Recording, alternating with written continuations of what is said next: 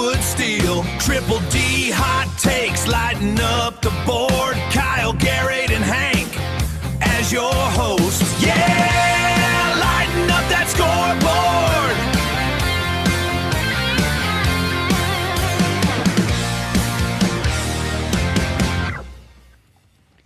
All right, welcome everyone to Triple D Hot Takes, where we're having a special program, and that's going to be with the San Antonio Spurs versus the New York Knicks. And I've got Garrett and Kyle Dietert and myself joining us tonight on Triple D Hot Takes. So glad, guys, that we're here and we actually made it to the finals. Isn't that's awesome, right? Should have made a bracket. Yeah, should have made a bracket, right? So, I mean, I should have started betting on this, man. Sure. I mean, some key takeaways so far, just in the playoffs, I think, on the Eastern side, it's been ho-hum. We've seen those guys, from New York are just kind of like, they kind of went their way through. I mean, and we like to believe that that's because of less competition. And then, and then on the Western side, on the Western Conference side, you got the Spurs, who we believe had a lot of competition all the way throughout. We'd like to believe that. We don't know until these two play, that's for sure. But Garrett, hey, and Kyle, and just give us your first impressions and thoughts and such. Kyle, go ahead. Garrett, go first. Oh, okay. Yeah, I love going first. Yeah, but like you said, super exciting time. I mean, we're a little biased. We're all big Spurs fans. We grew up in the San Antonio area, so we love our Spurs. I mean, I was born a Spurs fan in 1999, or that was the year I was born, and immediately thrown into it. And so we love the Spurs. Super excited. I mean, considering this team last year didn't even make the playoffs, and then now this year they come out. They have a great regular season, especially flip that switch. I think at the start of this year, I think they only lost, maybe it was 4 games, I think, in that whole, final stretch of the season.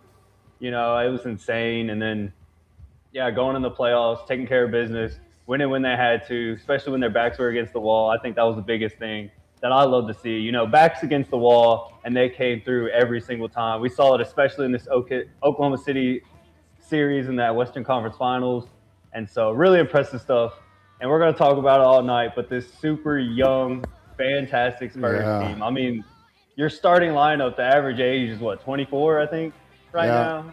Yeah. 23 maybe. I'm like, this is Yeah, they're all my age. Yeah, you're all your age. Yeah, God, you're old, man. Yeah. Wemby's 4 years younger than I am. That's insane. Right. Yeah, that's right.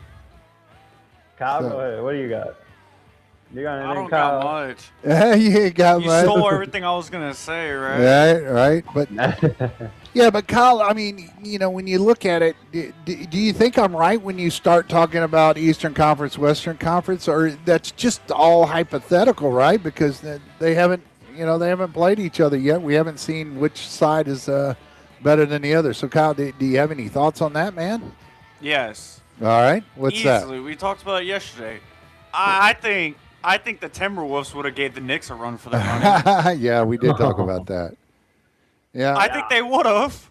Just like if the Lakers were healthy, heck, I think the Lakers would have had a better run with their full team healthy. But that being the fact it didn't end up that way. But still, I think the Lakers is a really talented team. And if they were fully healthy, this side of the bracket is a lot harder and a lot different outcome, I think, than what it was. Yeah, well, but when you compare East and West, I definitely think a little biased because of the Spurs and everything, but I definitely think the West overall had a lot stronger conference and a lot stronger play. I mean, you can obviously see the regular season records, how, the West had 2 teams over 60 wins, and then I think the Knicks were barely over 50-something this year. So, there was a big difference between the Eastern and Western. I just think the level of competition, when you look at teams like Denver, Minnesota, Oklahoma City, Spurs, even like you said, Kyle, the Lakers, even when they weren't healthy. And the Rockets, when they're healthy. And the Rockets, too. yeah. It's a legit conference. But any of those teams could have went on a run and, went deep in this playoffs like the Spurs did. And the East was kind of a different story. A lot of teams, the number 1 seed, the Pistons, didn't even look great. They should have. I was surprised they got through round 1, and then Cleveland. Yeah. I mean, Cleveland got pretty fortunate, I think, in a couple of those series, and then got swept by the Knicks. So, yeah, the Knicks, though, I mean, they really turned it on and turned it around, I thought, considering how they swept Cleveland. Yeah, I mean, but what's funny is that you see the same teams in the NBA Cup now in the NBA Finals. That's 2 years in a row. What a coincidence that may be. So I think that's something to always look at, because, you saw OKC and Boston last year. Now you see who was in the NBA Cup, last year, and now we see the Knicks and Spurs who were in the NBA Cup this year. So is that going to be something? Is that a prediction that you're going to have? You look at from year to year. If that trend continues, it's like, well, this an indicator. But let's hope that just that one game is not an indication, because that's all it was one game when the Spurs played the Knicks. Hey, that was a trend. But how about we talk about the first time the Spurs played the Knicks? That's gonna be something, Repeating history is coming true now. Then go ahead. The other people I don't think they know about this, but David Robertson and Tim Duncan were drafted, I think, both on the sevens. I think it was 87 and 89. Am I wrong? Yeah, you have to look at it back. I don't have it right in front of me, but Duncan did get drafted in 1997. I can tell you that. Yeah, he got 1997. But I thought it was 10 years apart. Oh, 10 and years. I was 10 years, yes. 87 and 97. Yeah, I was like, that's weird. I was like, you're talking about repeating history. That would have been funny if they had number one in – what, 2009? That would be freaky. But but we're still too good then. we're dynasty. Draft picks. Yeah, we were too good to get first-round draft picks. So, hey, let's give a shout-out to anybody out there watching. We appreciate you watching. Subscribe if you like on our YouTube channel, or it follow helps us. me eat at night. Now we're on Triple Hot Takes, not Triple D Hot Takes on Facebook, but we are on Twitch as well, and so always feel free to chat with us. Put up the chat. I've got the chat menu here, so I can chat back with you, or we can put you up on the screen. As long as you have good things to say. No, not necessarily, but at least hey, tell us what you think, and we'll put it up there for you. Cooper, I know you're watching. Let's hopefully. Let's see how these teams got here. Let's talk about that. We'll get to our other big. There is a script. Big, wow. Well, Kyle has that, so. Let's see, but yeah. So generally, this graphic just, we talk about the roads to the finals, but we can go a little more depth. But this is just kind of telling you where we're at, and Spurs number 2 seed out of the West, New York Knicks 3 seed out of the East. Each team going through their own gauntlet. I mean, the toughest competition New York's had was in the first round against the Hawks, and and then you have conference final, the 76ers, they sweep them there, and then they go on to defeat, Cleveland Cavaliers, and they're on, a big, 11-game win streak right now. So go ahead, Kyle. Dad, do you want to zoom into me or no? Oh, I'm sorry. I forgot all about you. I was over here talking, so, me and talking and then there we I go. was just going to comment, Cleveland doesn't have LeBron James, that's why. Yeah, it might be. Had LeBron for a while now. Yeah. Well, he went back for a little bit, didn't he? And then he left again. Yeah. Mm-hmm. Yeah. So, he's been at LA Cleveland? And then the 76ers, I can guarantee they can't stay healthy. So, of course, there's going to be a sweep in both of those. Yeah, but then Go ahead, Garrett. If you want to talk about the Spurs. Joining in on the Knicks, that Atlanta team, they showed a lot of promise. They fought really hard in the playoffs. Didn't have a great regular season, but kind of went on a little run here in the playoffs and fought hard. Weren't able to beat the Knicks. And then 76ers. I just think overall they just didn't have a great season. They didn't look good as a team this year. I mean, they got super good talent and very talented players, but like Kyle said, they weren't extremely healthy. Just didn't play well all season long. So no surprise there. They got swept even after they ended up beating freaking the Celtics in 7. And then, Cleveland. I mean, Cleveland, great team, but Yeah, they just didn't come to play. I mean, they got some veteran guys like Harden in them, but yeah, they just couldn't handle this New York Knicks. Yeah, definitely 11-game win streak. They've been on fire lately, killing it. Cooper Newman saying Spurs with the sweep. He puts it up there. Yeah, I'd love to see it, Coop. I'd love to see it, man. That would be awesome for the Spurs. But yeah, I mean, I just, I don't want to give it away. I just don't think it'll be a sweep. But what Alabama happened? just hit a home run. Tied it all up 4-4. We're also watching over in the corner. We're watching Alabama and Texas Tech, in the women's softball World Series. Yeah, I mean it's that's. Dude, well, this tells you how old I am. I almost said, yeah, the Hawks, man, they got Trey Young? Yeah. But he's not there no more.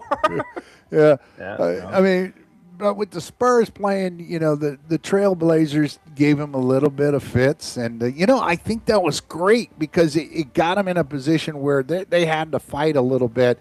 And no game was actually that easy. Even though it's, they get taken in 5.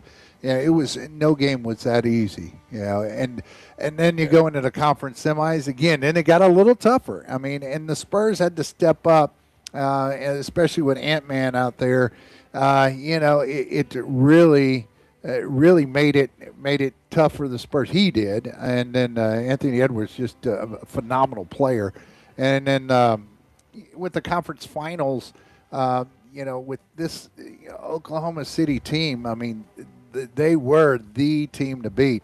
I always said it that this was probably NBA championship was between these two, but that's still yet to be seen. But that's wishful thinking on my part. Yeah, quit being so biased. No, I'm joking. But Knicks, I mean, what's really scary about them? They're on this run that momentum, man. I mean, momentum. You got to break that momentum, and they keep rolling. They come in and steal the first game. That may make it so tough for the Spurs. So I think the first game in this series is more important than any other series. So, that's our way. But I mean, when you look at what the Spurs had to do, I mean, when we go back to some of the scores, I mean, they do have some of the largest margins of victory though in the series against opponents and tied, and we'll see that stat here too. So I guess we'll go ahead and go on to our. Go ahead, Garrett. I can wait. I can wait. You go ahead, man. Talk. Say what you want. Well, I was just when the Spurs were going through this. Yeah, Portland. I felt like Portland was definitely a battle, especially early on. Portland came out firing pretty hard in the beginning aspect of that series, and then the Spurs. I feel like what really separated us in Portland was obviously our great defense. Spurs has been playing great defense all year. They've been playing great defense in this playoffs, and that's what's really got us a lot of these victories. But yeah, I mean, even the coaching changes and everything, the matchups, the Spurs were able to figure out matchups, were able to make some changes throughout that series, just like they have every one of these series that really have helped them out. Yeah, like you said, Anthony Edwards is an absolute dog, man. I mad respect to Anthony Edwards. I thought he was phenomenal for that Minnesota team. I think he didn't get a lot of help from his supporting cast, but I also think the Spurs defense is what is carrying them right now. That Spurs defense is locked down. We shut down Anthony Edwards, SGA for Oklahoma City. He had some good games, and he shot really well, but everything was earned. I mean, he was fighting for his life out there. And then Chet Holmgren, I mean, that guy was non-existent for OKC. This guy was honestly one of the most disappointing performances I was expecting from someone was Chet. I mean, this guy was supposed to be an all-star, and he put up 4 points in Game 7, looked terrible the whole series. He was terrified of Wemby. Yeah. I've never seen a player so terrified of Wemby. Like, he was intimidated. Yeah, I mean, he was intimidated by Wemby, and even though he tried to do what he'd like to do, he just couldn't do it. I mean, mentally, I don't think he was there. And it always makes me wonder is like, how did he get voted second in defensive player of the year? I just don't get it. I don't. But you saw the comments by Cooper. He thought Wemby got robbed of the MVP trophy. Well, yeah, I mean we might see if they go on and win this thing, man. I would say you might say that, right? And then the Spurs going back to back already. And that's what he says. So here I'll show that again for That's what Cooper Newman says. Wemby got robbed. But the MVP regular season is not as important. When you win a finals, when you win a championship and you win the finals MVP, then you've really made it, in my opinion. But and when you look back to the OKC series with the Spurs, the Spurs were down. They were down 3-2, and then they had to tie it, and then won it in Game 7 in Oklahoma City. Talk about backs against the wall. Had to come out in that moment, and they did. So, really impressive stuff.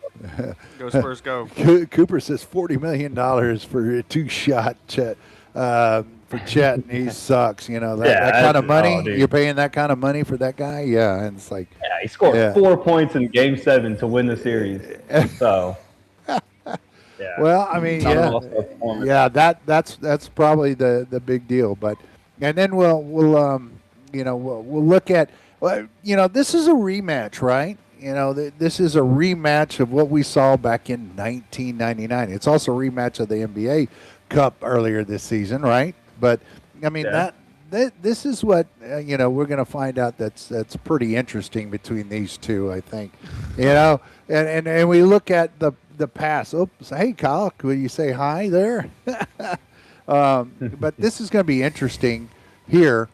Get Kyle back up there. Yeah, but it wasn't that bad because once they lost, what is it, Ewing or?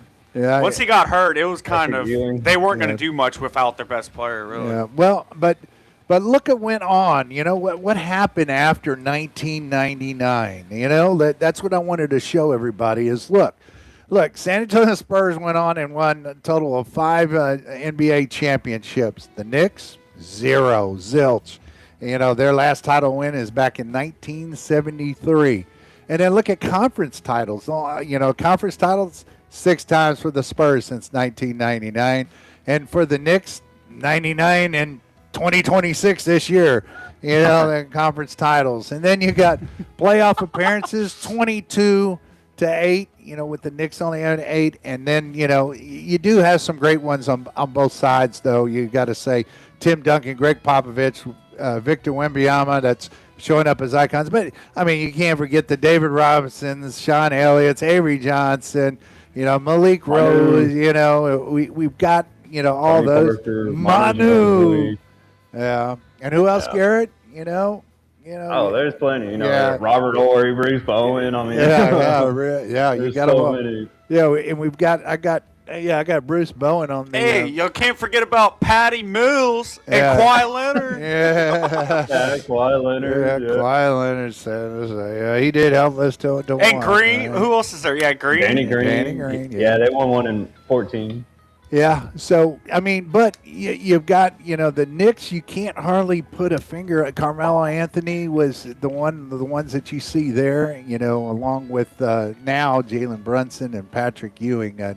But other than that, try to think of how many Knicks. We're down here in Texas, so we don't get to see the same kind of coverage, I guess you would say, as you do New York here, for New York.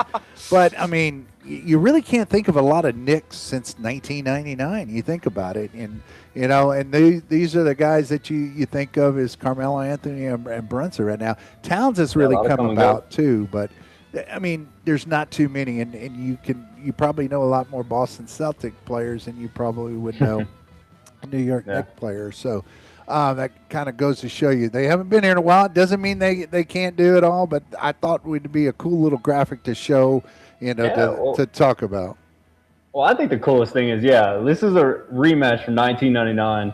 The Knicks haven't been back since 1999 where they lost to the Spurs. But for the Spurs, the Spurs won in 1999, and that started their dynasty. And then after that, we've got 4 more championships. And so I kind of feel like it's a very similar situation to that 99 season because, the Spurs have a chance to really signify this dynasty and really start out, get a championship, beat the Knicks once again in the finals, and get themselves a championship and really get this dynasty going. And, hey, fun fact, Tim Duncan was 22 when he won in 99, and Victor Wembanyama 22 years old. Yeah, isn't that pretty cool? That's pretty interesting. Hey, do you remember, was Parker, was he 19 or 20? What did with Parker? How old was he? What was Parker? Tony Parker, when he became a Spur, I believe he was right around 19 or 20. Yeah, he was. Yeah, I think he was 19, but it was the year after. I believe it was in 2000 or 2001. Yeah. We can always look and see who that what age was, And Popovich's strategy was amazing, pulling all these foreigners that no one really wanted to, because they said that they didn't have the money at the time, so they were trying to spend their money wisely. So Pop decided to start getting foreigners that were a lot cheaper in a way, but to rebuild them up so they could get better and mold them to the game of how we play it in the U.S. And that's how Ginobili and Tony Parker and Tim Duncan really got the hang of it. They're all from not from U.S. Duncan was a USA, the Virgin Islands, man. Well, that's yeah, USA territory. Yeah. But still, Yeah. they shaped them all up, and look how that. And then he started picking on more Yeah, more as it years goes on. Yeah.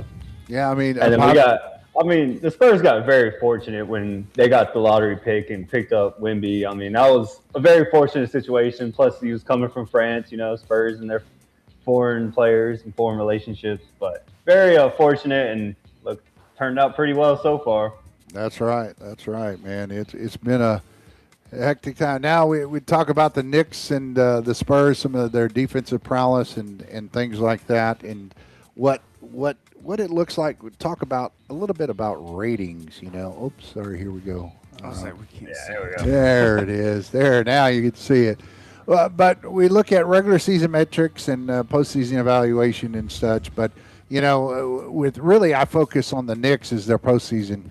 Because the ratings, and I'll explain ratings here. And I was explaining the ratings. It's basically for every possession, do you score or not, and that's then times 100, and that's how you get to your rating. So the offensive ratings, basically, out of the possessions that they get, I mean, it's 123 is the offensive rating to their defensive rating. How many possessions do you allow the other teams basically to score, and their net rating 13.5.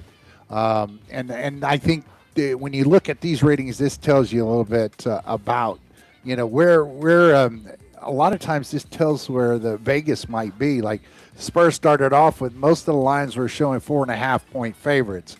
That means really like a 1.5 because they always give like 3.5 to the home team almost automatically in NBA, and then you add another point to that. So they're giving basically the Spurs 1 point. Now some that I have seen is at 5.5 points, and so but I think they have a lot to do with the way they use this, these analytics. So it's kind of tough to understand, but that is going to be, the rating, the plus 13.5 net rating. That's a very good rating. You always want to be in the positive. You don't want to be in the negative. And it doesn't mean that like they scored 13 points more than the other team. It just means that every possession that they have, they're that much better with it. And then the striking thing, Garrett and Kyle here. Oh, Kyle, and I got to be reminded because I get to talking. And I got to put you back in frame. Man, you're fine. You got the cowboy hat going and everything. Yeah. So the one thing is that 11-game playoff winning streak, is the largest 9-game stretch point differential in the NBA playoff. Is the team is, and that's what we talk about. I hate reading off of that, but the fact is that the New York Knicks, with that playoff streak right now, they are peaking, and we're going to say the same thing about the Spurs. There's going to be no doubt. Go Spurs, go. Right, and I'll show you the. Garrett, do you have anything to add, or Kyle? Go Spurs, go. I mean, Go Spurs. Kyle, you're quiet tonight. I mean, all I was going to say is, yeah, like you said, the 11-game playoff win streak, I mean, they're on fire right now. And they know, I mean, the city of New York, everyone knows that New York has not won a championship. They lost this. They haven't been back since 1999 when they lost to the Spurs. This team is fired up. This fan base is fired up. They want to win so badly. So I think that's a huge, huge factor to take into consideration when just like they're going to be desperate. They're going to play desperate. They've been on fire lately. They've played, in my mind, with nothing to lose, and so they're just going to keep going with it. All right. Spurs go. Yeah, go Spurs go. Look, Kyle, basketball, he's a hockey guy. So we'll talk a little bit of hockey at the end of this, too. I don't know. Football's just my heart. Yeah, football's where you at, right? Yeah. Because the NBA, man, it's that drought. That drought killed me. Yeah, you're exactly right. Just like somebody else in a different sport that wasn't doing too hot for a while. So well, and now you see how even these teams, how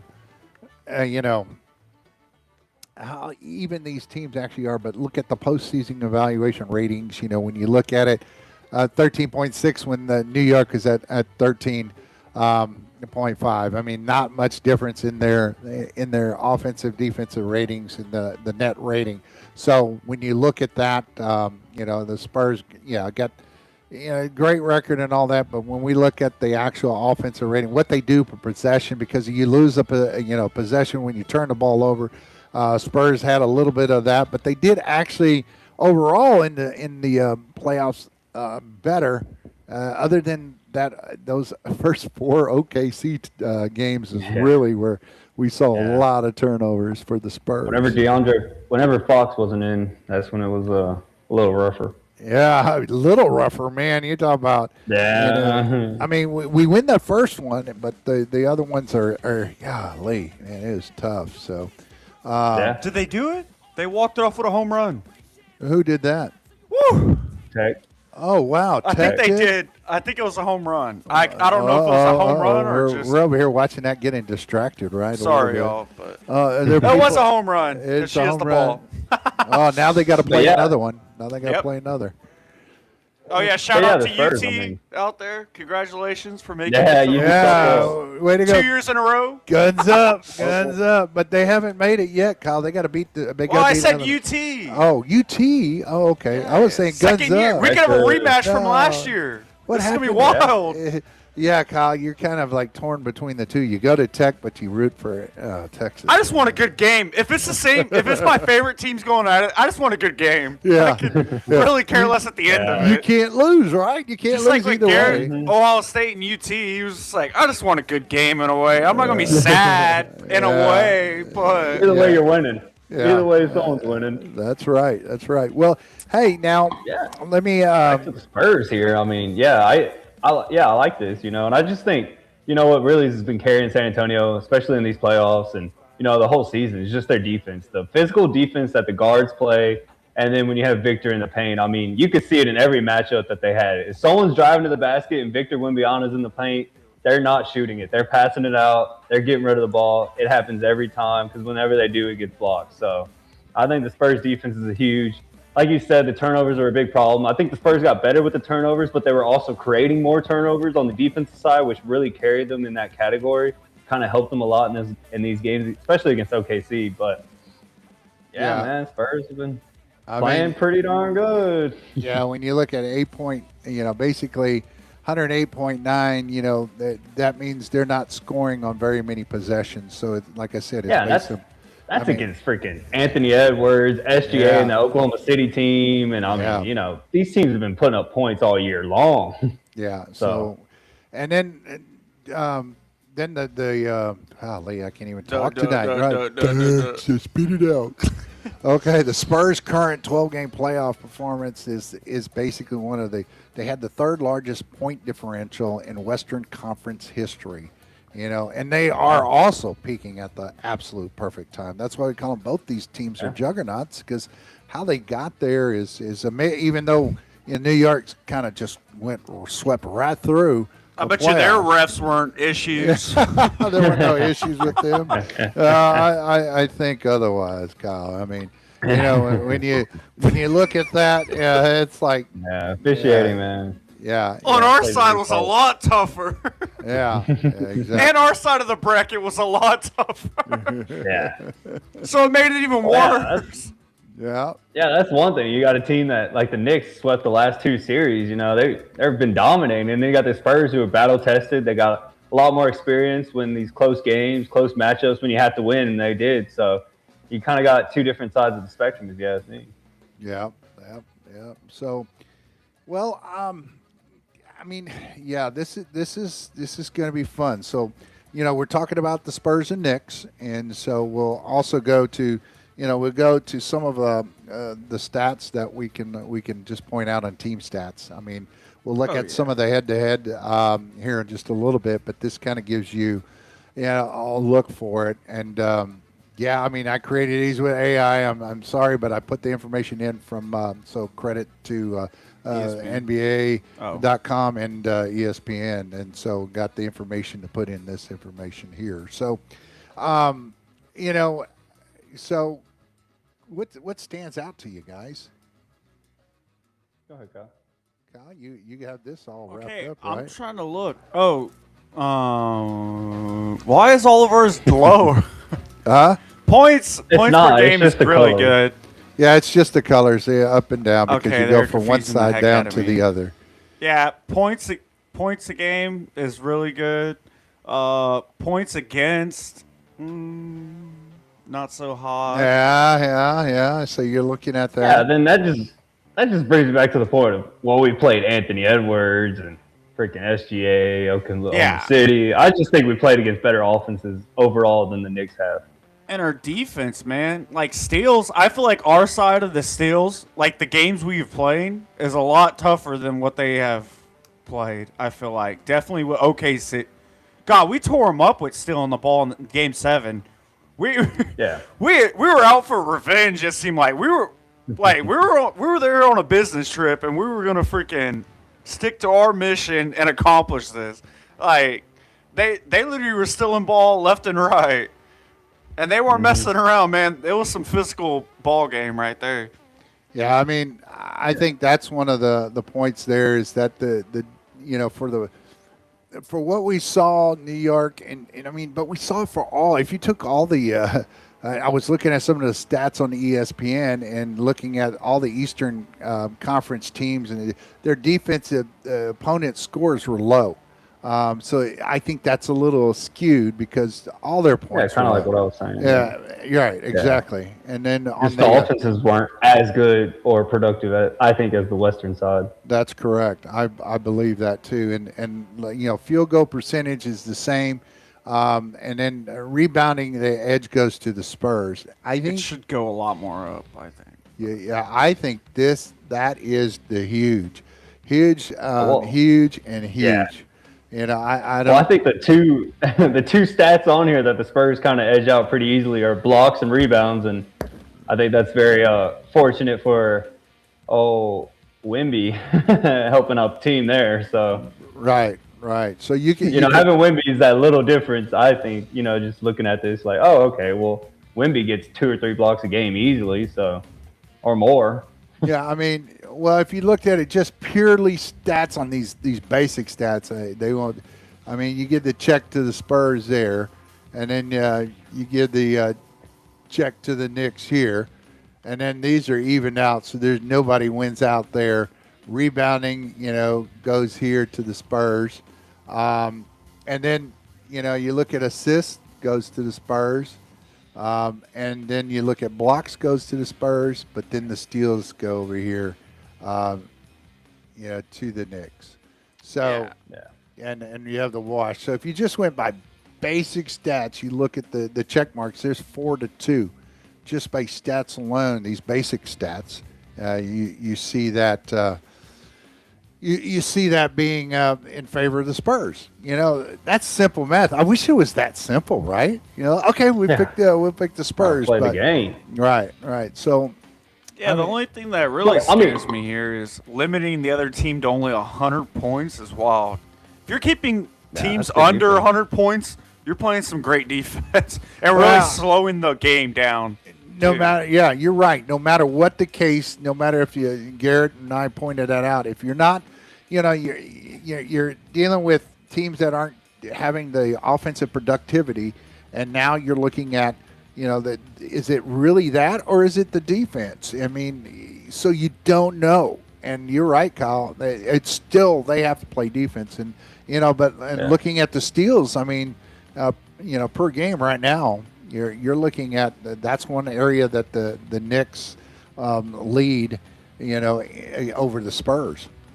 So you're absolutely right, Kyle. All in all, though, I mean, these stats are pretty similar. I mean, we're talking, decimals away from each other. So at the end of the day, statistically, the last two graphics and this graphic, this is a pretty even matchup statistically. I think it's very even. Right. I think, yeah, you're right. It's pretty even. But, I mean, when you take and edge it out, you still edge out the Spurs. In a 7-game series, that's where I think it's really going to play out. I mean, Cooper, I'd really like to see that the Spurs would sweep. It would, I would love to see that. That'd be ideal. All I gotta say is they better take these two home first games and take advantage of that. Do not lose your home games. All right. It's so hard to win away game, and the biggest away game win was at OK City. Man, their crowd was loud, loud.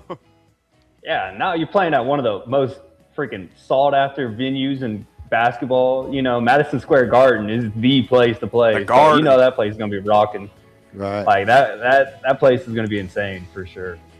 Yeah, I mean, so, when people are excited about that, because, going to Madison, so like Dylan Harper says, hey, man, I got to keep my phone, off because I'm going to have so many people that is going to be calling me. They want tickets. They want all this stuff. And, because he's like, man, I lived only 20, 30 minutes from the arena, so Madison Square Garden. Wow. So he's like, Dylan Harper's like, man, I can't afford to put these people in there. You know what tickets are going for, guys? Have you heard? Yeah, it's insane. But I know. I was going to buy some. Yeah, right. But just to get in the door in New York, it's going to cost you between $4,000 to $5,000 to get a ticket to get into the Madison Square Garden to watch this game. And here in San Antonio, it's a little bit cheaper. You can get in for a little over $1,000, and just 1,000. Yeah, for just one $1,000 game. for the nosebleed up there. But hey, if you're a New York Knicks fan, you're going to try to get the ticket down here because it's cheaper. It might be. You're going to fly down here, and you're probably still going to be. It's going to be cheaper than if you bought one ticket there. It's a lot hotter down here, so. Hey, Garrett, I was like, hey, sounds like a normal beginning of the season Cowboys ticket. What are you talking about? Yeah, that's right, man. Definitely not the end of the season. Just see some of the prices for the floor seats at Madison Square Garden. Like on the floor, it costs more than a damn house in San Antonio. Like, this is insane. Yeah, costs more than to live at the Dominion. Man. Yeah, it's crazy, right? But these tickets have just gone nuts with these things. So the ticket prices, it's crazy. All right, so a little bit of head-to-head. If you want to talk about, a little bit more stats. I mean, Kyle, you can go into stats like with Brunson, what you have, because I didn't have a chance to get it pulled up there. But I don't want to talk about him. He's not good. He's not good. He is an all-star, so you got to give him that. And I think that he is probably at 26 points per game in the 26.9. Yeah, 0.9 in the overall, but with combined of regular season and postseason. So. His postseason is 26.9. His postseason, right? Alone, his postseason. Right. Okay. Yeah. But I guess against you can break it down on the stats where they separates it. Yeah. When he's played the Spurs, he's about average, and when he plays the Spurs, he's at 26.5 points per game against San Antonio this year in the games that he played, and. His assist, that's a high assist level at 7.5. And then his 3-point percentage versus San Antonio, believe this, it is 47%. And that's high. A 3-point percentage, really, and that's high against the Spurs. Did you round up? It's 47.4. But this is just a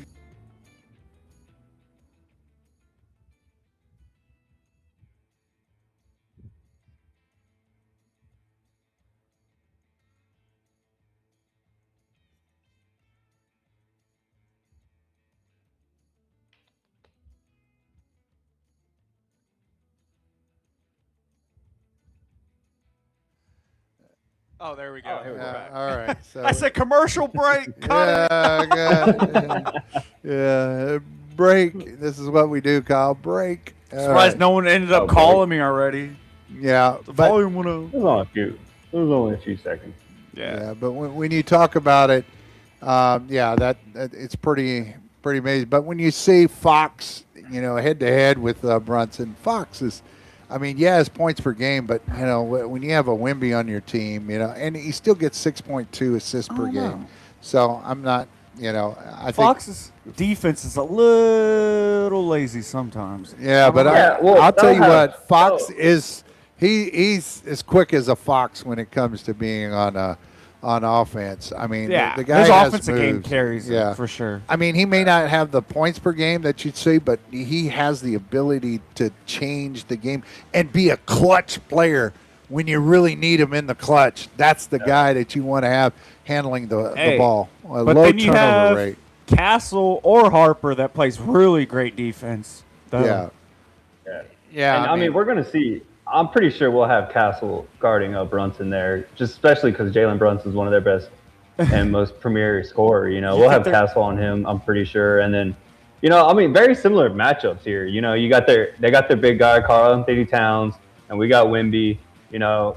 Karl Anthony Towns, man, that dude's a dog, bro. He's a great basketball player, and I think he's going to be someone that San Antonio definitely have to watch out for. But then, you got the two big guys, and then you got a lot of guard plays, a lot of shooters, a lot of tough offensive threats, coming from all sides of the floor. I know San Antonio, we got Fox, like you say, great ball handler, veteran moves, makes great decisions in Castle, Vassell, Champagnie.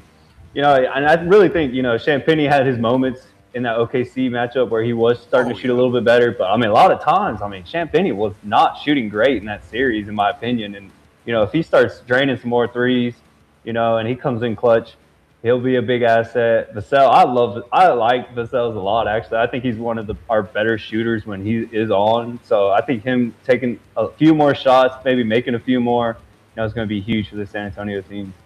And one stat I want to point out that I'm looking at on ESPN.com is that going back to Fox, 1.8 turnovers per game. Only basically 2 turnovers a game.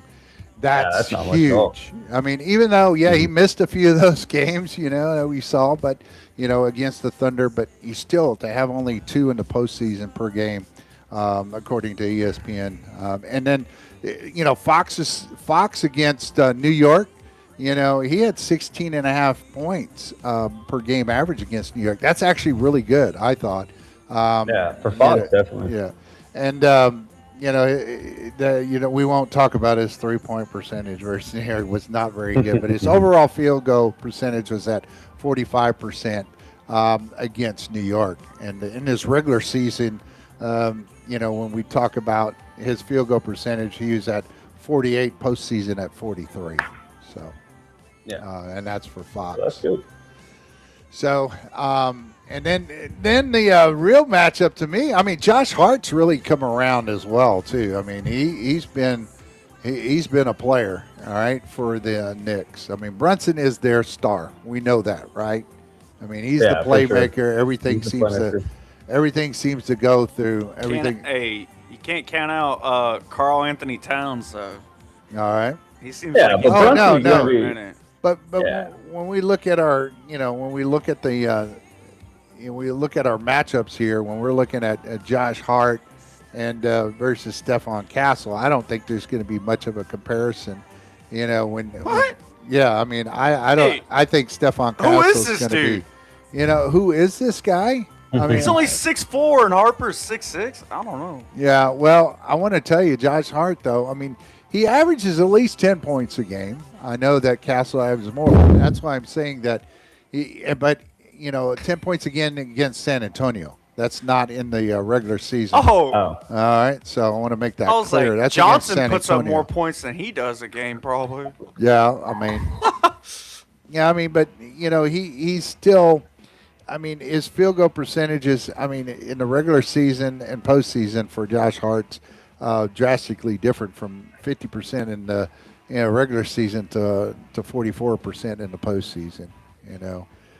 So that's a huge versus San Antonio, though, his field goal percentage, get this, is 28.6%. 28.6 is what I said. He don't got ice in the veins. Yeah, I mean, so Spurs do a good job, and that's probably a lot to do with Stephon Castle and Devin Vassell. Yeah. So. Speaking of Vassell, one of the most underrated defenders in the league, if you ask me. Devin Vassell plays lockdown defense. I mean, there was a reason why Chet was absent, and that was because half the time Vassell was guarding him. Coming off the starting lineups and everything. I don't know if y'all noticed that, but Vassell was guarding him a lot of times. Got a couple blocks on Chet. I mean, great defense. Yeah, exactly right. I love Vassell's defense. Yeah, exactly. I mean, I mean, watching these Spurs guards, though, we all talk about Wemby and how dominant he is on defense, how dominant he is in the paint. But when you watch these Spurs guards, I mean, they're big, they're physical, and they play great defense. Castle, Vassell, even Champagny, and then like you said, Dylan Harper coming off the bench. I mean, they're big physical guards. They go to the basket on offense, they go to the paint, and then they also play great defense as well. And it's just that Pop mindset, that Coach Popovich mindset. You play great defense first. And then you take care of the ball on offense, and you let that take care of itself. But you got to play great defense to start. Yeah. Yeah. Even Bryant, when Bryant comes in, he goes all out, man. Like all out, full. A little too physical sometimes, but he's aggressive and he plays good defense when he's not fouling. So we love to see it. Yeah. Same with Keldon Johnson, and a lot of those guys. Johnson does a great job when he comes in. Yeah, I think so. Mm-hmm. Yeah, I think so. Yeah, having Johnson and Harper come off the bench is huge. Definitely great players. And so, do you have any thoughts about Mikal Bridges? I mean, I don't know. This is one of those things where we know something about the players, but we don't know a lot about the players. How about that? Yeah. Yeah, you don't. He's just someone we gotta make sure we keep in touch and don't let him go off and have a crazy good game or anything like that, or let him start getting really hot from the 3-point line, stuff like that. Right. Spurs have been doing okay at that, but we've seen OKC and some of these other role players really take off and have big games like Caruso and McCain and players like that, and so it's like watch out for things like that. Give you an idea, in the 2 games that they played against the Spurs, he averages 19 points in those 2 games, and he had that's pretty big. For 3-point percentage was 50%. His overall percentage was 57. So he makes up for Josh Hart in percentages. So when they're playing the Spurs. And so that's I think that's interesting to know. But he might be. He might at 6'6", he plays that, you could play a forward, a guard, but we have that, which you talked about in Vassell. Vassell, just his defense is just amazing. And you could put any of those guys, Champagny even, on any one of those guys, and you could still do well. So, and talking about next Champagny, I mean, that guy is, I think he's a stud in of itself. So because here lately, he came out in Game 7, and that's really great for a guy that was cut from the 76ers a while back. So it's great to see somebody come back from that. Oh yeah, Kyle, that microphone is it working okay for you? Yep. I want to sing the blues. I want to sing the blues. There's nothing to sing the blues about. The Spurs are in the finals. Oh, my God. So, I mean. Go Spurs, go. There you go. So, I mean, when you talk about it, I mean, what's the things that stand out about Champagny there? Kyle, I know you had mentioned him before. Yeah, Garrett mentioned him too. But, I feel like definitely Game 7, he definitely stood out. He started actually making shots for once and not just throwing up and keep throwing up and missing. And he got on a roll there for a little bit and started actually making some threes. And it was exciting stuff right there, really. He helped the team out a lot, I felt like, in Game 7. He improved a lot better than the games previous, though, I feel like. That was definitely his best game, was Game 7. Yeah. And you want to know how? Go ahead. I was just saying, yeah, I like. Obviously, I love when Champagne's hot from three, and he's making them. But I also like it sometimes when he takes the ball to the basket. Don't be afraid. Sometimes I felt like he was a little hesitant to drive to the paint or stuff like that. But he started doing it a little bit more in that OKC series, and he was getting fouls or he was making his layups, and I'm like, yeah, man, take advantage of it.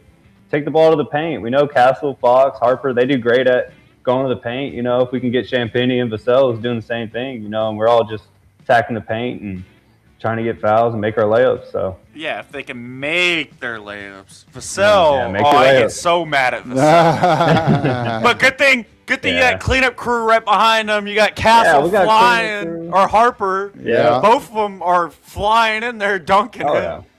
Yeah, and I think that's when we're at our best. When we're going to the paint, we got other guys attacking the boards. Getting our offensive rebounds. We saw Harper get a plenty, and Vassell and Castle. So we got to keep doing that. Well, there's a neat little stat in the 2 games they played New York for Champagne. What do you think his 3-point percentage was against New York? 40. Garrett? 47.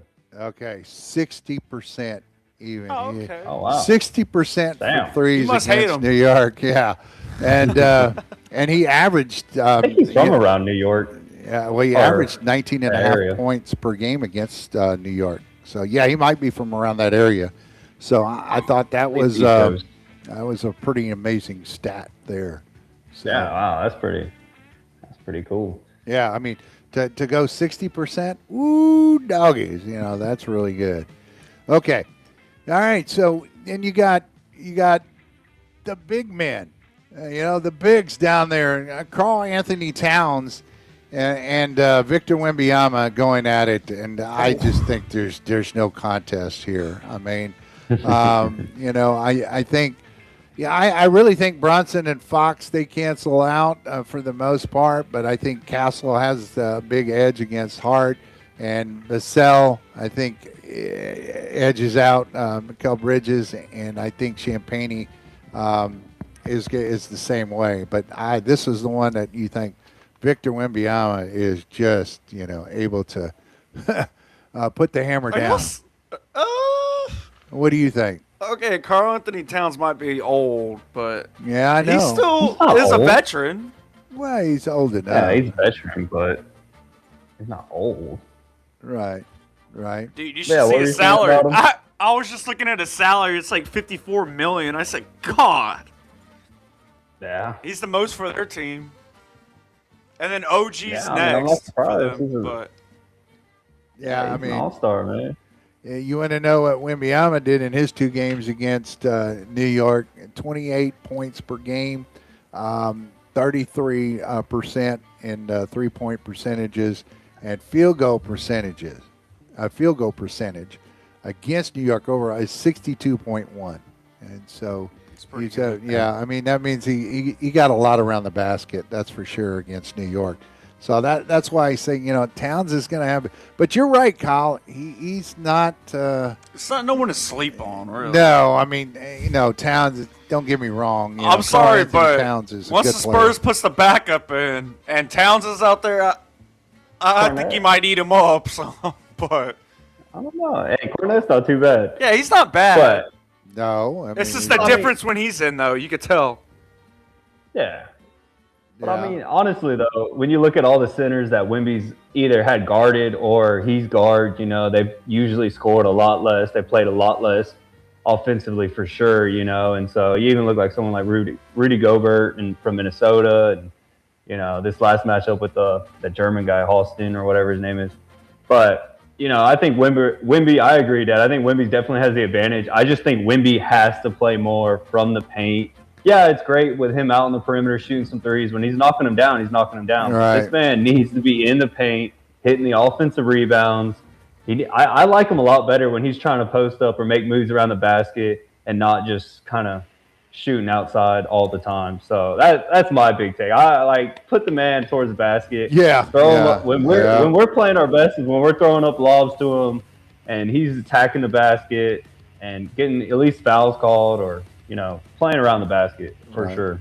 Well, what Towns gives you is, even though he's a 7-footer, he can shoot threes. Against the Spurs, he hit 33% of his 3-point attempts. So that's pretty good, for a big guy, when you think about it. Yeah. But he did have 52% in his field goals against the Spurs. He averaged 16 points per game, so he scored, close to 32 points in those 2 games. Which is more than most centers, at least all the centers that the San Antonio has played in the playoffs. So that's pretty good. I think he will be the best center that we have played. Yeah, I think by far. Yeah. Oh yeah. He will be because who did the Timberwolves have? He can pull you out. Gobert. Rudy Gobert was probably the other one that you'd say that Gobert and yeah, but he didn't do any. I mean, he didn't do much against San Antonio. No, and they were all talking about Charles Barkley was talking about sitting him down and what it's like. I don't think you need to start him. So yeah. Interesting. Which gets a little scary, especially when teams go small ball against the Spurs, because then Wemby's going to have to guard more out on the perimeter, and that leaves more open threes. We saw that a lot with the first. I think it was the first game of that OKC series where Caruso was knocking down all those threes because he was open, because Wemby's over here playing help defense in the paint and not defending against the perimeter. So that's where you kind of run into a slight dilemma there when they spread the court. But yeah, well, Miguel asked. When will y'all do a live game broadcast? Obviously can't show the actual game because of copyright issues, but that would be fun. And it's like, tell us what we're seeing and how we're seeing it, and always pull up to the the watch stats. party. Yeah, make it a watch party. We could watch it all together. Well, right? we can just interview fans the whole time. Yeah, we'll go Spurs, go Spurs, go. Yeah. I mean, Garrett, you were talking about Julian Champetti. Yeah, he's from Brooklyn, New York. Birthplace. Yeah, I was gonna say, I thought he was. Yeah, I saw somewhere earlier saying he was from New York. He played at St. John's in college. Yeah. Yeah. So I think that this is going to be. It's not going to be an easy roll and stroll in the park, I should say. But definitely not. It's going to be a lot of fun, to watch this series when it plays out, because, no matter what. People saying how good or bad teams are when they play each other, or who they think should win and all that. I mean, I hate to sound, I don't say there's a conspiracy, but I always feel like, players have to adjust to the officials.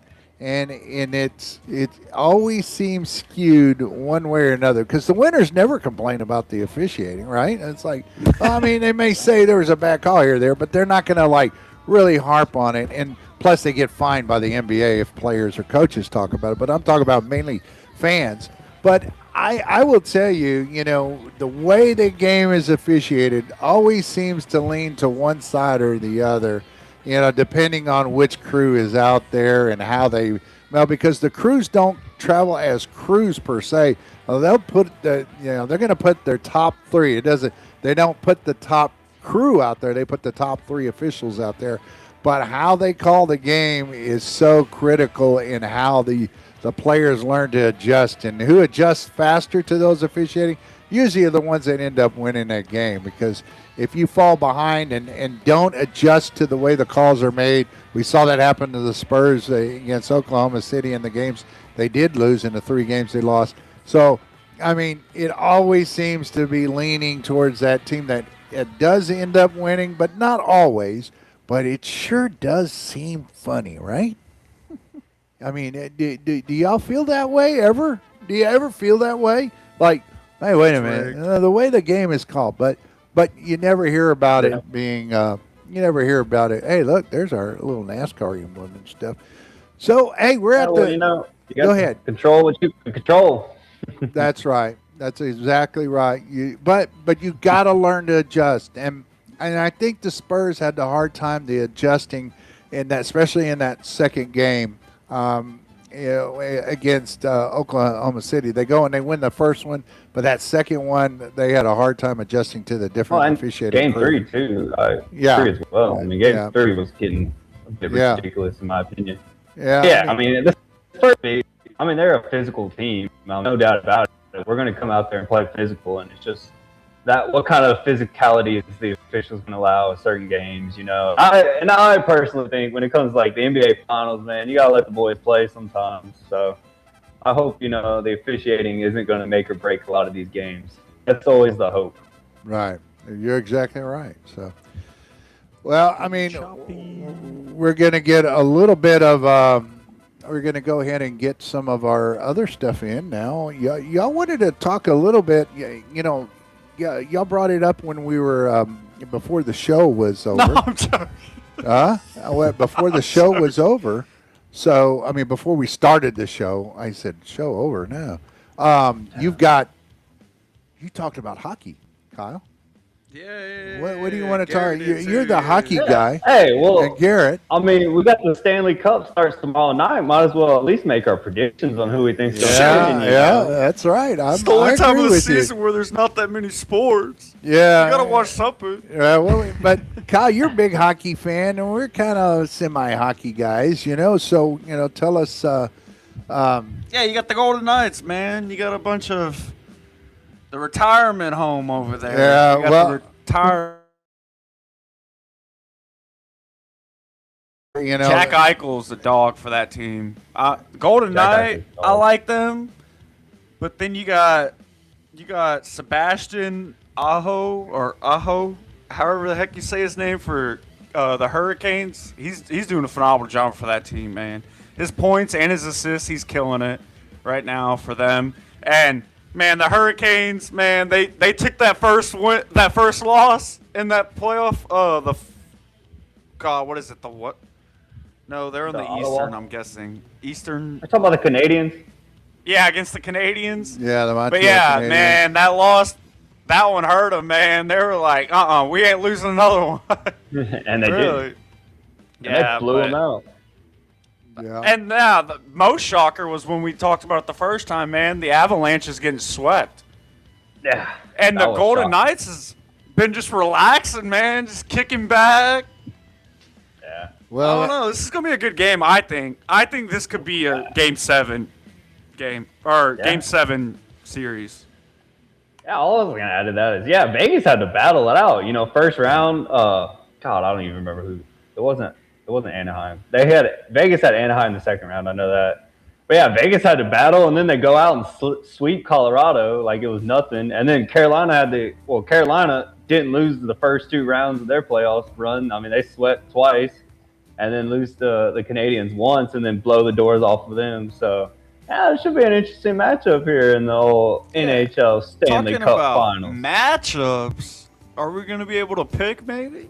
Yeah, we'll talk about that. Hey, you wanna pick these guys up, or you want to? You want to play? Hey, there they are. Yeah, so Triple D pick 'em. Yep, Triple D pick 'em right here live in Go Spurs, San Marcos, Go Dallas, Spurs, go. Texas. Yeah, go Spurs, go. Yeah, hey, so who wants to go first? Me, I'm going with Carolina. I'll tell you right now. I just took your spot. I asked, and then I said I'm going to do it. But I'm going. I'm going with Carolina all the way, man. That's. I think they got the momentum, and I think they're going to take it. And they got the speed on the ice. I think they're much quicker on the ice. Yeah. Great pick. All I know is I said Carolina was going to come out of the East whenever we did our NHL. So I said Carolina was the team to beat. They killed it easily. I thought whoever come out of the West would have a good chance. I thought it was going to be Colorado, Edmonton, or Dallas, which they all did not play well. So, but yeah, I got the Hurricanes as well. I think the Hurricanes is absolute dominant. This year is their year. They couldn't beat Florida the past 2 years. Now Florida's gone. Now they're in the Stanley Cup Finals. Give me the Carolina Hurricanes. Okay, and what? And they're going to take it in 5 or 4 or? They take it in 5. In 5. Yep. They win at home, steal one on the road, and then win it back at home. And then I'm going to say they'll take it in 6. Hey, all I got to say is great pick. Good pick. Yeah, good pick. But, yeah, the Hurricanes have been waiting for a long time, man.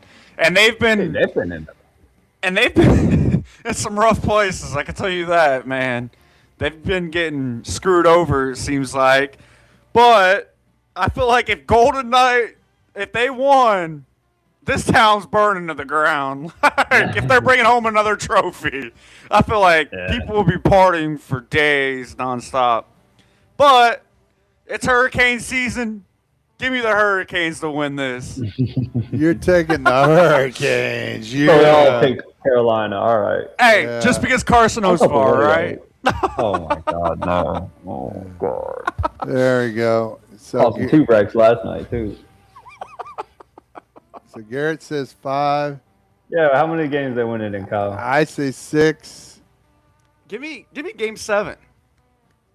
You say? I think it's going to come down the wire. Oh man! All right, so let me get this right here. 5, 6, 7. There you go. But we all picked Carolina. Who would have thought?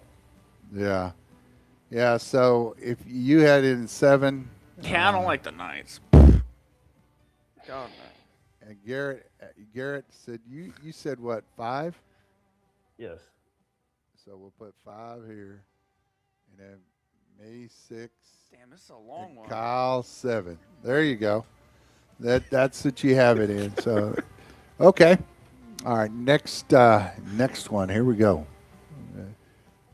The most important pick. The most important pick. Belmont Stakes. Yeah, we're ready for the Belmont Stakes. Yeah, there you go.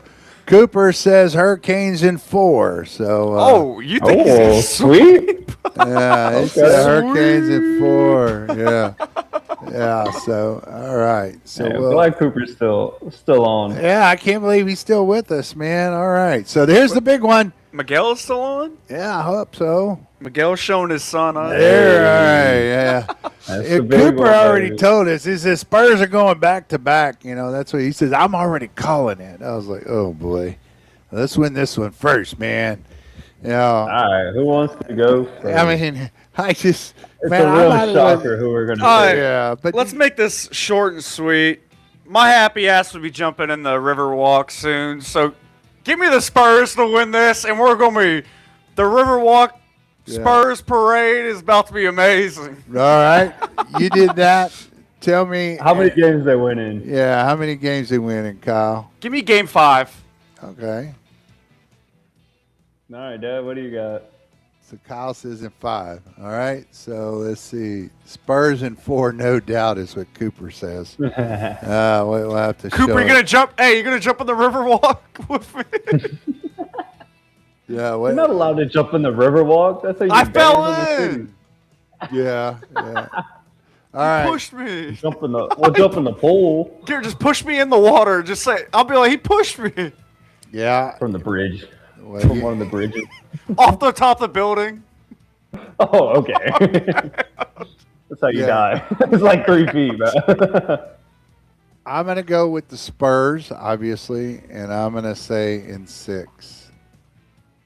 6 games? Yeah, 6 games. What do you think, man? Yeah, I mean, this is an exciting matchup. I actually think these teams are very evenly matched. I just think the West is a lot better overall than the East. I think the Spurs will have that advantage. I love the way the Spurs plays, this culture, this brotherhood that they have built, this dynasty that they have built. This is an extremely young team and very, very more hopeful championships to come. Give me the San Antonio Spurs winning the championship. We're gonna be celebrating just like in 1999. Well, yeah, like we did in 1999. I just think it's so neat because I think this is going to be the game. This is going to be the finals that the Spurs win. They start the dynasty all over again, and we're going to be back in the 2000s, just like it was growing up, going after championships year after year. So, go Spurs, go!